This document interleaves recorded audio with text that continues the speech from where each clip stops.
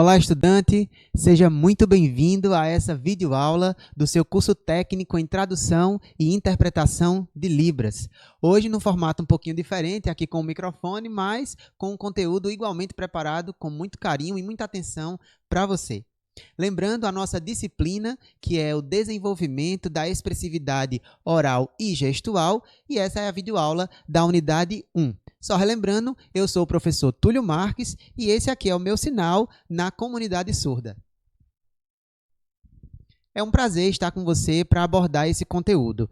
Só relembrando que nessa unidade, alguns dos objetivos que nós estamos trabalhando foram os elementos pré-interpretativos para a atuação do tradutor-intérprete, como também a importância e função do intérprete de apoio. Nessa unidade, você teve a oportunidade de estudar diversos tópicos, teóricos principalmente, sobre como o intérprete ele pode se preparar antes da sua atuação, nos mais diversos níveis, nos diferentes tipos de trabalho que ele for realizar. Então, nós estudamos esses elementos, também vimos a importância da preparação e cooperação do trabalho, né, do tradutor-intérprete. Também falamos sobre a direcionalidade e alguns dos seus elementos, como, por exemplo, os efeitos de modalidade, algumas estratégias interpretativas que o tradutor-intérprete vai precisar adotar no momento da sua atuação e outros aspectos também. E outra coisa que a gente viu durante essa unidade foi sobre a legislação para a atuação do tradutor-intérprete de Libras. Um conteúdo muito importante que eu sempre relembro a você a necessidade de se apropriar desses documentos. Então vamos lá, professor. O que é que essa videoaula vai trazer para a gente? Como eu mencionei, lá no seu e-book, você conseguiu ver diversos aspectos teóricos, não foi? Sobre a atuação do tradutor-intérprete. Então, para essa videoaula, eu resolvi trazer para vocês, para que fique mais prática e dinâmico o aprendizado, eu resolvi trazer para vocês alguns estudos de caso. Só trazendo a fonte, para se você quiser consultar, esses estudos de caso estão baseados numa formação intitulada Formação em Ação, do Departamento de Educação Especial do CAIS do Estado do Paraná, ali em parceria com o Centro de Apoio aos Profissionais da Educação de Surdos desse estado. Esses estudos de caso me chamaram a atenção porque, no final das contas, o nosso objetivo é que a mensagem chegue da melhor forma possível no destinatário, ou seja, na pessoa, na comunidade surda. Não é verdade? Então, a gente precisa ver na prática o que é que a gente pode fazer para que essa mensagem seja transmitida da melhor forma possível. E aí, esse estudo de caso, ele traz para a gente 3 situações hipotéticas, tá certo? A gente diz que é hipotético, né, imaginativo, mas a gente sabe que, de fato, tudo isso aí acontece. Se você se identificar ou se você já presenciou uma dessas situações, não é mera coincidência. Então, vamos lá aos exemplos. O primeiro exemplo é de um TIOS de uma escola com muitos intérpretes e muitos estudantes surdos. Vamos chamar o nosso TIOS de tradutor-intérprete A. O segundo, o TIOS B, ele já atua numa outra circunstância. É uma escola onde só tem ele como tradutor-intérprete e apenas um estudante surdo.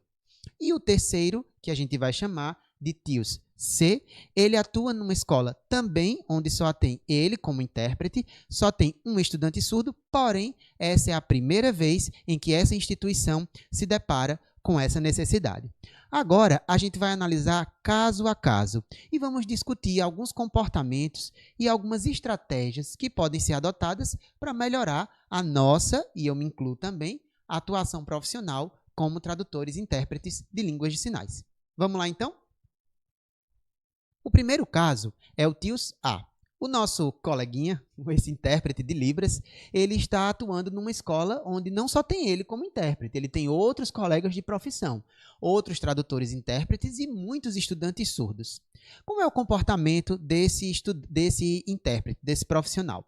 Bem, ele é 100% colaborador, ele auxilia o estudante surdo em absolutamente tudo e ele, veja, até cuida da turma, se precisar que o professor da turma, regente, seja substituído. Vamos lá. Minha primeira pergunta para você é: o que é que você acha da atuação desse profissional? Você concorda com tudo que ele faz? É importante a gente meditar até onde vão os direitos e deveres, tanto do estudante como do intérprete. Um ponto que eu gostaria de trazer a atenção para você é o seguinte. Nunca esqueça que se você está atuando... e lembrando que nós estamos falando aqui de exemplos em sala de aula, tá bem? Mas no final a gente vai ver que se aplicam a outras circunstâncias também. Retomando, o que eu gostaria de lembrar para você é que aquele estudante surdo, ele não é aluno do intérprete, certo? Ele é aluno da instituição, da escola. Então, assim como o grande grupo, os outros alunos, tanto surdos, como a gente viu que é uma escola com muitos estudantes surdos, como também ouvintes, todos são alunos da instituição. Consequentemente, alunos do professor ou dos professores, a depender do nível de ensino. Sendo assim, a responsabilidade de cuidar desse estudante, certo? Pedagogicamente falando, é dos professores e da instituição. Claro, tudo pode variar. Essa questão aí de ser 100% colaborador, ela é muito subjetiva, porque eu vou mencionar um caso pessoal, né? Eu já tive a oportunidade de atuar no ensino infantil, no ensino fundamental e no ensino médio. Cada etapa dessa de ensino vai demandar, certo, características diferentes do profissional tradutor-intérprete. Eu não posso dizer que a maneira de atuar com uma criança em processo de alfabetização é igual a um estudante do ensino médio que está ali já no pré-ENEM, por exemplo. Não é verdade? Você deve concordar comigo. Então, assim, até onde eu devo ajudar o meu aluno em 100%? Digamos que o professor ali, vamos para o ensino médio. O professor está mostrando um gráfico e ele quer que os estudantes façam esse gráfico ou desenhem esse gráfico. O estudante surdo não tem essa habilidade, não consegue, então eu, como intérprete, pego o caderno do estudante, vou lá e faço por ele. Será que a minha atuação está correta? Até onde eu estou colaborando com o aprendizado? Até onde isso é mediar a comunicação ou é tomar a frente do processo de ensino-aprendizagem? Ponto importante para você meditar. Mas vamos mudar agora a situação. Eu estou lá no ensino infantil, o meu estudante surdo, né, ou o estudante surdo, vamos mudar aqui a fala, ele está com dificuldade ali no processo de alfabetização ou de aprendizagem dos números, e eu, com a autorização do pedagogo ou da pedagoga, vou lá e dou um auxílio àquele estudante para que ele consiga desenvolver aquela habilidade. Percebeu? São situações diferentes que envolvem escolhas tradutórias e interpretativas diferentes. Então, dá o que pensar a atuação desse tradutor-intérprete que nós mencionamos.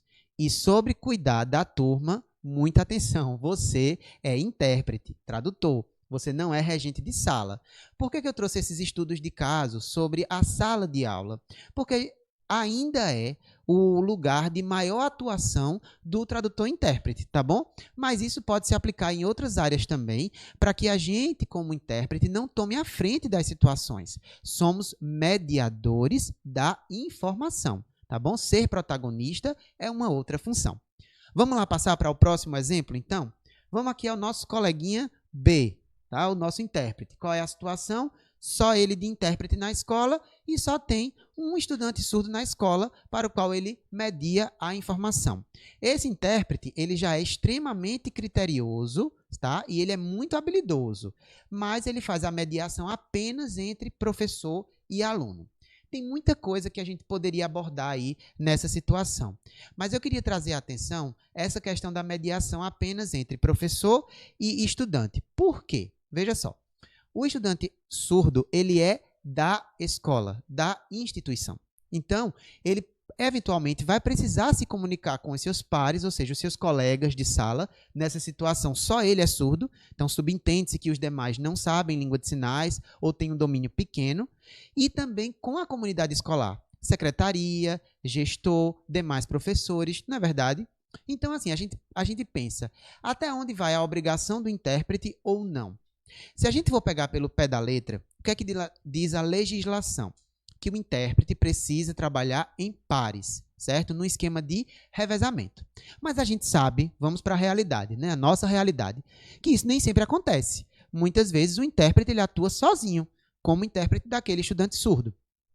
E a gente sabe que a sala de aula tem suas peculiaridades. Tem um momento de interpretação, mas tem aquele momento em que o estudante vai desenvolver uma atividade, que ele vai elaborar uma redação e assim por diante. Então, isso aí é variável, não é?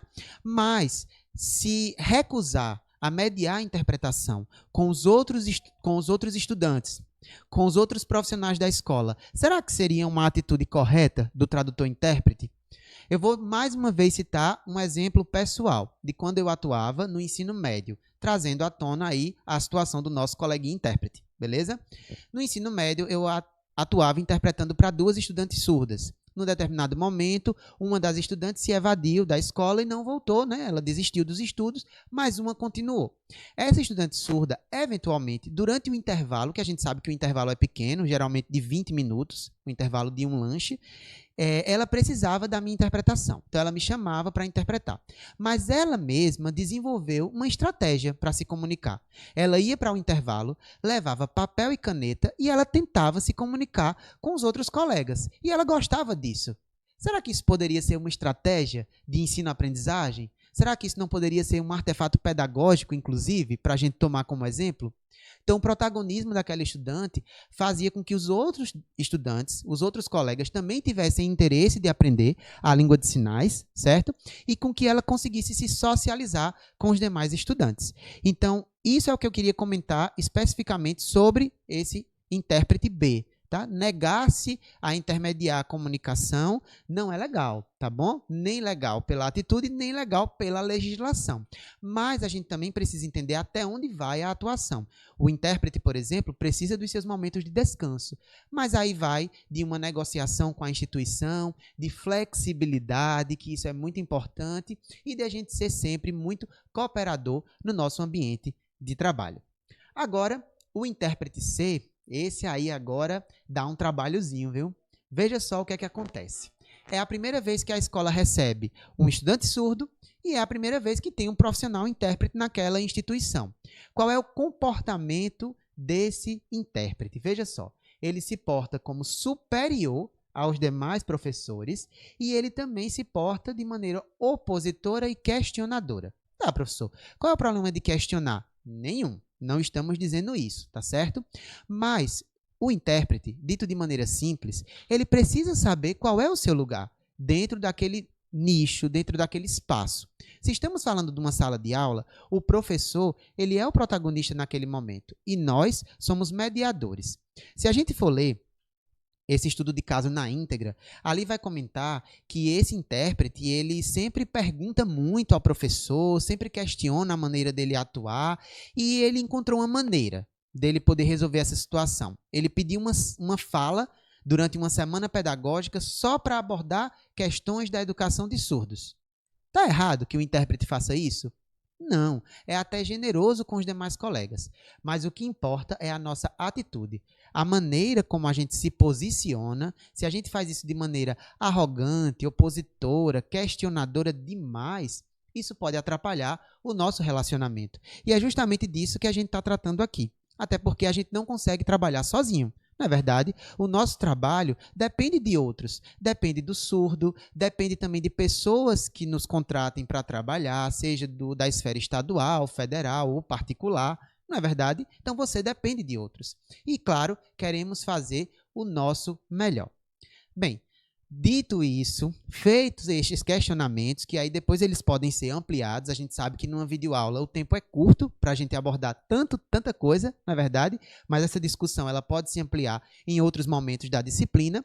Resta saber o que é que pode me ajudar para que eu possa aferir, analisar a minha maneira de atuar como tradutor-intérprete de Libras. Bem, eu trouxe aqui alguns exemplos para você.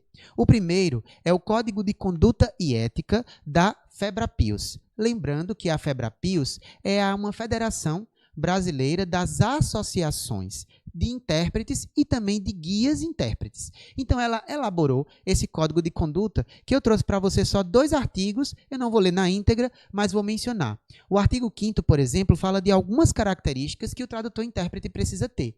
Dentre elas, confidencialidade, competência tradutória, respeito aos envolvidos na profissão, viu só? Tanto aos colegas, como também à pessoa que recebe, ou seja, aos surdos, e também compromisso pelo desenvolvimento profissional. Está aí a necessidade de um intérprete continuar sempre se atualizando.